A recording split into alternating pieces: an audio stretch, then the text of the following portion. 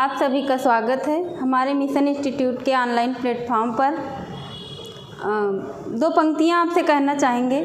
जब टूटने लगे हौसला तो ये याद रखना, जब टूटने लगे हौसला तो ये याद रखना कि बिना मेहनत के तक तो ताज नहीं मिलते। जब टूटने लगे हौसला तो ये याद रखना कि बिना मेहनत के तक तो ताज नहीं मिलते। तुम ढूंढ लेना अंधेरों में ही मंजिल अपनी, तुम ढूंढ लेना अंधेरों में ही मंजिल अपनी। क्योंकि दोस्तों, क्योंकि जुगनू कभी रोशनी के मोहताज नहीं होते। चलिए इसी के साथ हम अपनी क्लास का आरंभ करते हैं। यानी अपनी इस क्लास में हम संधियाँ पढ़ रहे थे, यानी स्वर संधि। स्वर संधि में से भी हमने पढ़ लिया दीर्घ स्वर संधि, गुण स्वर संधि, वृद्धि स्वर संधि पढ़ लिया था। अब हम पढ़ेंगे अगली संधि यण स्वर संधि।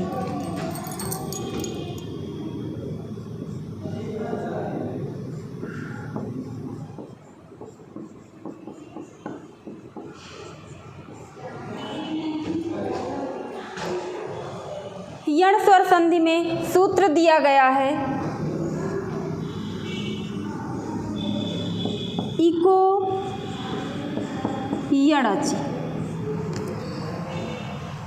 इको यणचि सूत्र में कहा क्या गया है, तो यहाँ पे देखेंगे इस सूत्र में 3 पद हैं। एक है इक, एक है यण और तीसरा पद है अच।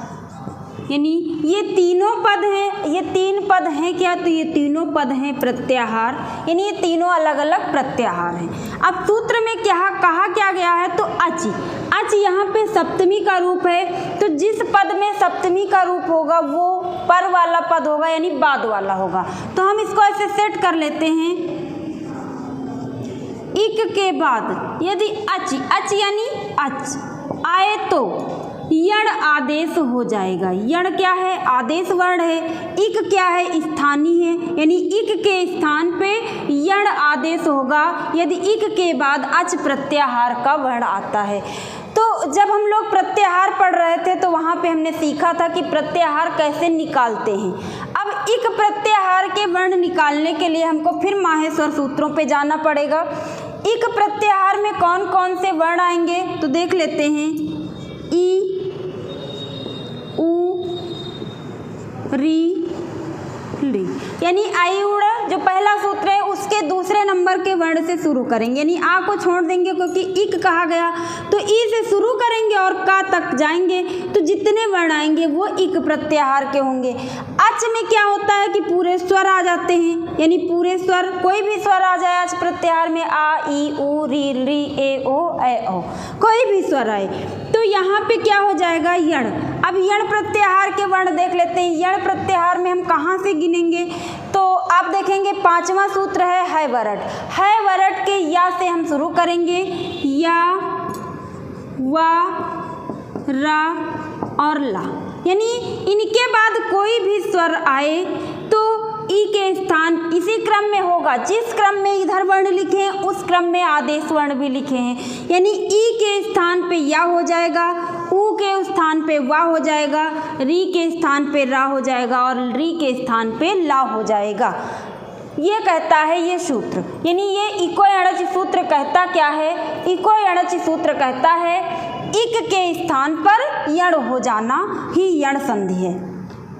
यानी इक प्रत्याहार के बाद यदि कोई भी स्वर आए, इक प्रत्याहार के बाद क्या मतलब कि इक प्रत्याहार का कोई भी वर्ण आए, उसके बाद यदि अच यानी कोई भी स्वर आए तो इक प्रत्याहार का जो वर्ण आया होगा, ई आए चाहे उ आए चाहे री आए चाहे री आए, तो इनके स्थान पे यह आदेश हो जाएगा। यदि ई आता है तो यह आदेश होगा, उ के बाद कोई स्वर आता है तो वा आदेश होगा, री के बाद कोई स्वर आता है तो रा आदेश होगा, री के बाद कोई स्वर आता है तो ला आदेश होगा। चलिए इसको दूसरे तरीके से समझ लेते हैं। इको यणचि में कहा क्या गया है, यानी अब यहाँ पे इक में ई आ गया तो क्या दीर्घ ई भी आ सकता है, यानी चाहे ह्रस्व ई आए चाहे दीर्घ ई आए, दोनों के स्थान पे या होगा, मतलब कोई भी आए इनमें से। यहाँ पे यदि स्वर आता है तो ई के स्थान पे क्या हो जाएगा, या हो जाएगा। ऊ में से देख लेते हैं, चाहे ह्रस्व ऊ हो चाहे दीर्घ ऊ हो, उसके बाद कोई स्वर आता है तो वा आदेश हो जाता है।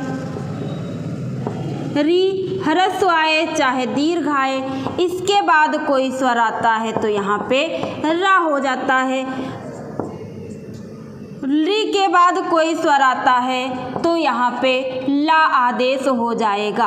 अभी तक हम क्या पढ़ रहे थे कि दोनों वर्ण मिलकर के एक नया आदेश हो रहा था। यहाँ पे क्या हुआ है कि दोनों वर्णों में परिवर्तन नहीं होगा, मतलब जो पर वर्ण है यहाँ पे जो स्वर आएगा वो वैसा ही रहेगा जैसा पहले था, इसमें कोई परिवर्तन नहीं होगा। संधि होने के पहले भी वो वैसा ही था, संधि होने के बाद भी जो इधर स्वर दिया है वो वैसा ही रहेगा, सिर्फ इधर वाले में परिवर्तन होगा। मतलब जो बदलेगा यही बदलेगा, इसमें कोई परिवर्तन नहीं होना है। फिर इसके स्थान पे ये वाले वर्ण आदेश हो जाएंगे, बस इतना सा ही नियम है। यानी ई के बाद कोई स्वर आए तो ई के स्थान पे या हो जाए, आगे वाला स्वर वही रहेगा। ऊ के स्थान पर कोई स्वर आता है तो यहाँ पे वा हो जाएगा और स्वर वही आगे जुड़ जाएगा। री के स्थान पर कोई री के बाद कोई स्वर आता है तो री के स्थान पे रा हो जाएगा, आगे वाला स्वर इसी रा में जुड़ जाएगा। री के बाद कोई स्वर आता है तो री को ला हो जाएगा, आगे वाला स्वर इसी में जुड़ जाएगा। चलिए अब हम यहाँ पे उदाहरण कर लेते हैं।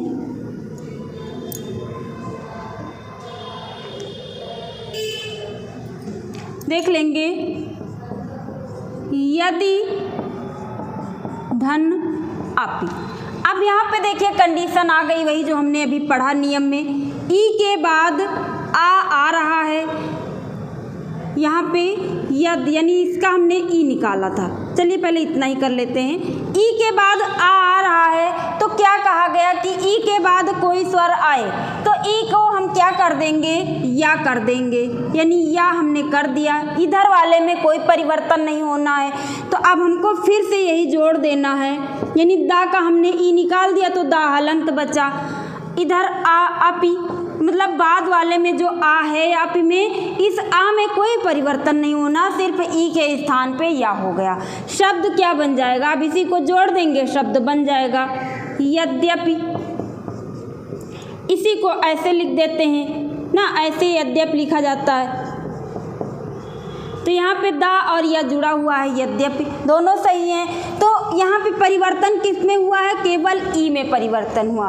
यदि धन अपि यद्यपि, यानी ई के स्थान पर या आदेश हो गया है।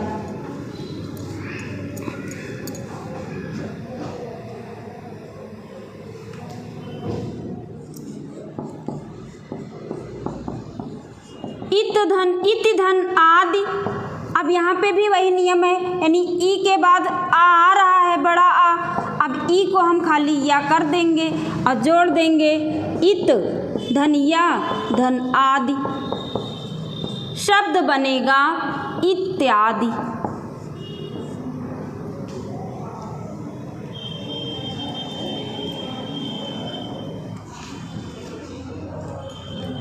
अगला उदाहरण ऊ वाला देख लेते हैं। मधु प्लस अरि। अरि का अर्थ होता है शत्रु, मधु यानी मधु नाम का राक्षस, यानी मधु राक्षस का शत्रु। अब यहाँ पे देखते हैं ऊ के बाद आ आया है तो परिवर्तन खाली ऊ में होगा, आ में कोई परिवर्तन नहीं होगा, यानी ऊ के स्थान पे वा हो जाएगा। अब इसी को हमको फिर से जोड़ देना है। धा का हमने ऊ निकाल लिया तो धा हलंत बचा, इधर अरि, यही शब्द आपका तैयार हो जाएगा मध्वरी।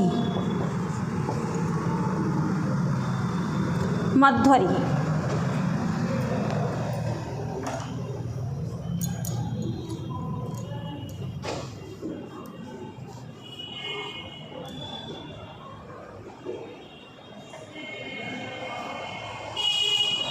अगला उदाहरण देख लेते हैं।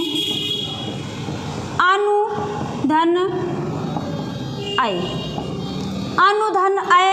अब यहाँ पे ऊ है, यहाँ पे आ रहा है, ऊ में परिवर्तन होके वा बन जाएगा, आपका शब्द बनेगा अन्वय।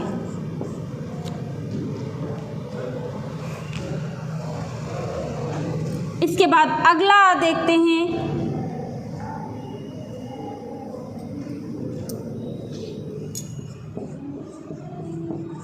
पितृ धन आदेश। अब यहाँ पे देखते हैं ता में कौन सा स्वर लगा है, तो ता में री स्वर लगा हुआ है, यानी ता में री लगा हुआ है। री के बाद आ रहा है, दूसरा स्वर कोई आ रहा है असमान स्वर। अब री को खाली रा में परिवर्तन कर देंगे। अब इसी को हमको फिर से जोड़ देना है, पित धन रा धन आदेश।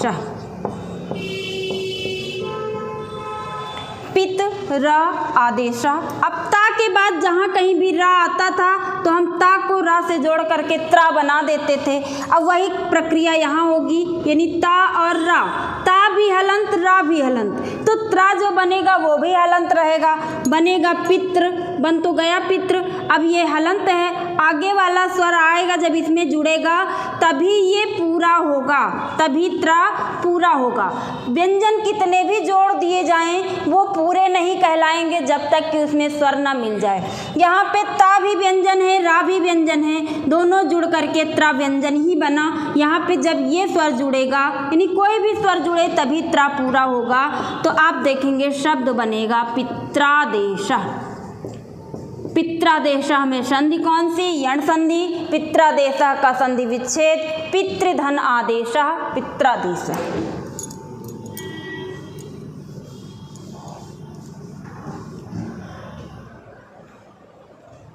अगला देख लेते हैं, धातृ धन अंश। अब वही प्रक्रिया यहाँ पे भी है, यानी त्रा का हम री जो त्री का जो री है इसको अलग कर लेते हैं। इधर आ दिया हुआ है, री को हम रा में बदल देंगे, बन जाएगा शब्द धात्रंश। री वाला उदाहरण कर लेते हैं।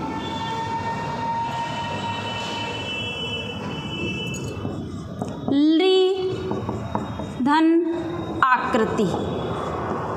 अब यहाँ पे ली दिया हुआ है, ली के पहले कुछ भी नहीं दिया हुआ, ली और आ के बीच में संधि होनी है, तो ली के स्थान पे क्या कर देंगे, खाली ला कर देंगे और इसी को जोड़ देंगे। आ शब्द जो बन जाएगा वो बनेगा लाकृति। अब लाकृति दिया हो तो बड़ा आ देख करके दीर्घ नहीं लगाना है, क्योंकि ला आकृति नहीं बनेगा। जब शब्द टूटेगा तो बनेगा री धन आकृति लाकृति। तो यहाँ पे लाकृति में संधि पूछेगा तो आपकी यण संधि है, इसका संधि विच्छेद क्या है, तो री धन आकृति। चलिए और कुछ उदाहरण कर लेते हैं जिनको तोड़ के देखते हैं। यानी जोड़, हमने कहा था कि संधि पढ़ते हुए कि जोड़ना आसान है, तोड़ना मुश्किल है। यानी संधि में ऐसे कोई चीज़ हम देखते हैं अपने नॉर्मल जीवन में, जब कोई चीज़ टूट जाती है तो जोड़ना कठिन होता है, लेकिन यहाँ पे संधि में क्या है कि जोड़ना तो आसान है लेकिन तोड़ना कठिन है। देख लेते हैं, वध्वादेश। अब तोड़ना कठिन क्यों लगता है, तोड़ना कठिन इसलिए है कि उसमें जो है जो भी दोनों शब्द तोड़ेंगे वो सार्थक बनने चाहिए, यानी उनका कोई ना कोई अर्थ निकलना चाहिए, वो शब्द भी सही बनना चाहिए। वध्वादेशा का संधि विच्छेद क्या होगा, अब यहाँ पे हम देखेंगे इसको तोड़ के। अब यहाँ पे पहले तो हम कर लेंगे वधु, यहाँ पे जब यहाँ से तोड़ेंगे तो यहाँ से ये आदेशा, वधु धन आदेशा कर लिया, लेकिन वधु शब्द सही नहीं लग रहा तो हम करेंगे वधु। वधु धन आदेशा वध्वादेशा शब्द बना हुआ है। इसी तरह आप देखेंगे स्वागतम। स्वागतम का संधि विच्छेद क्या होगा, सुधन आगतम। अब यहाँ पे बड़ा ऊ नहीं कर देंगे, सु यानी छोटा ही रहेगा क्योंकि सु एक उपसर्ग है, तो यहाँ पे सु यानी सुंदर अर्थ में आएगा, छोटा ही होगा, ऊ बड़ा ऊ नहीं लगाएंगे। जब सु कर देंगे तो इसका फिर कोई अर्थ नहीं, ये गलत हो जाएगा। सु छोटा ही जुड़ता है यानी उपसर्ग है। और आगे आगतम, सुधन आगतम स्वागतम।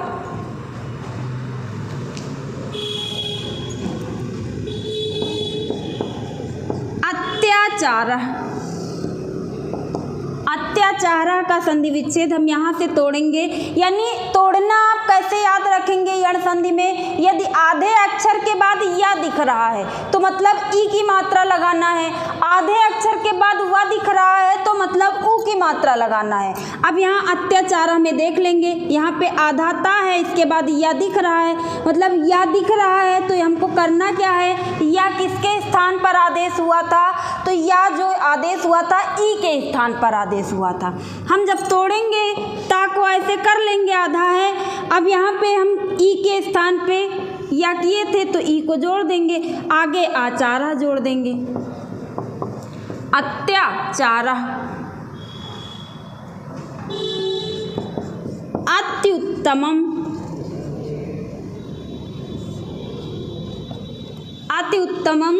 अब यहाँ पे क्या करेंगे, आधे ता के बाद फिर या जो दिख रहा है तो या के स्थान पे हम ई कर देंगे, यानी अति कर देंगे। अब इधर जो मात्रा उ की दिख रही है, यानी या में उ की मात्रा लगी है तो उ करेंगे, अति धन उत्तमम, अत्युत्तमम।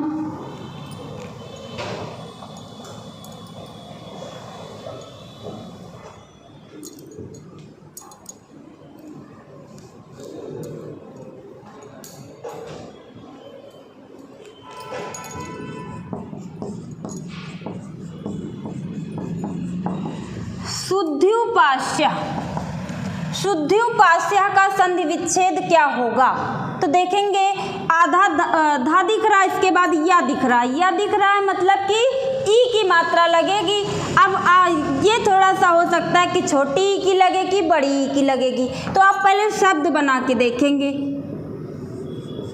सुधि, सुधि सही होता है या सुधि सही होता है, तो जो लोग संस्कृत पढ़े होंगे पता होगा कि सुधि शब्द सही होता है। सुधि का मतलब है जो अच्छी उपासना करने वाला, शुद्धि उपास्य, ये शब्द बनेगा, शुद्धि धन उपास्य, शुद्ध्युपास्य। अगला उदाहरण देख लेते हैं, नद्युर्मि। अब नद्युर्मि को तोड़ना है तो कैसे करेंगे, इस तरह का लिखा हुआ है, तो आप जानते हैं कि यहाँ पे दा और या, यानी आधा दा और या बना हुआ है, यहाँ पे ऐसे लिख लेते हैं, अब समझ में आ जाना चाहिए। यानी नद्युर्मि, यहाँ पे आधे दा के बाद या दिख रहा है, मतलब दा में ई की मात्रा लगेगी, तो आप सभी जानते हैं कि नदी नहीं होता, नदी शब्द होता है, नदी धन ऊर्मि। ऊर्मि का होता है लहरें या किरणें, यानी नदी की लहरें, नद्युर्मि।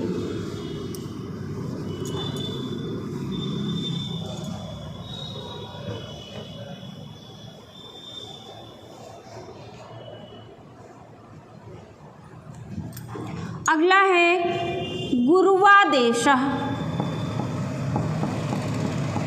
गुरुवादेशा को हम कैसे तोड़ेंगे, तो कर देंगे गुरुवादेशा। अब यहाँ पे देखेंगे आपको कहीं आधा या पूरा अक्षर तो दिख नहीं रहा है, तो एक चीज़ याद रखेंगे, जो रेफ वाला रा होता है ये हमेशा आधा ही रहता है, यानी ये स्वर रहित रा है, स्वर रहित रा ऊपर चला जाता है, और जो स्वर के साथ रा होता है, मान लो उसके पहले कोई आधा अक्षर आ रहा है तो वो फिर नीचे लग जाता है। जैसे आप देखते हैं प्रश्न ऐसे लिखा है, यानी पा के बाद रा आएगा तो प्रा बन जाएगा, यानी रा नीचे चला जाएगा।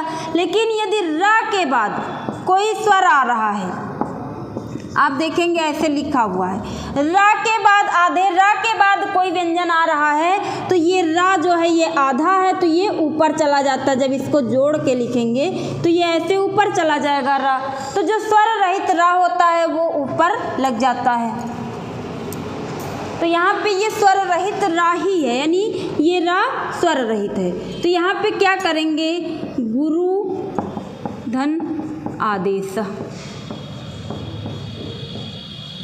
अब ये रा देख के हमको गुण नहीं लगा देना है, क्योंकि इस रा के पास से टूटेगा नहीं। जैसे आप पढ़े थे महर्षि, महर्षि में भी यही रा लगा हुआ था, यहाँ पे गुण क्यों हुई थी, क्योंकि ये यहाँ से टूट रहा था, महा धन ऋषि हो रहा था, लेकिन यहाँ पे री इधर नहीं जा रहा है, यानी री है ही नहीं, ये रा के स्थान पे ऊपर चला गया है। तो ये जब तोड़ेंगे तो गुरु धन आदेशः गुरुवादेशः बनेगा शब्द।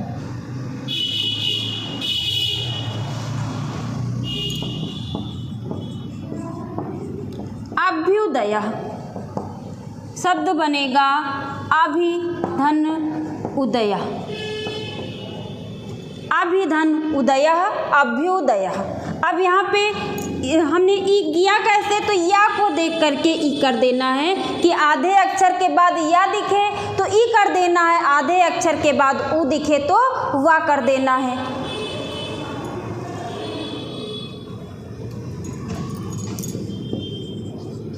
वध्वादेश, अभी गुरुवादेश था, अब यहाँ पे वध्वादेश आ गया, यानी आधे अक्षर के बाद क्या दिख रहा है, वा दिख रहा है, तो यहाँ पे वधु धन आदेश कर देंगे, यानी वधु धन आदेश वध्वादेश।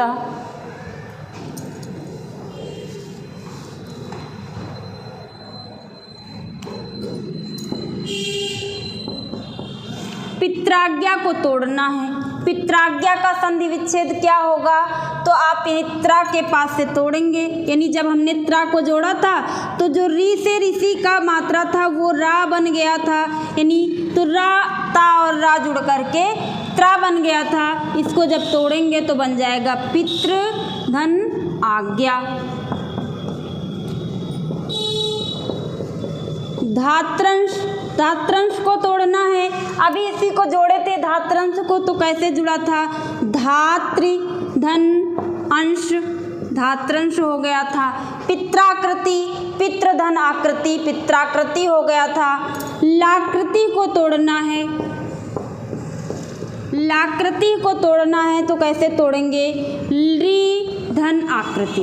अब इस उदाहरण को आप ध्यान रखेंगे, लाकृति में दीर्घ नहीं है, लाकृति में यण संधि है, क्योंकि ली धन आकृति शब्द था, न कि ला आकृति। ला धन आकृति करेंगे तो ये गलत हो जाएगा, ये संधि विच्छेद गलत है, ये वाला सही है, ली धन आकृति लाकृति।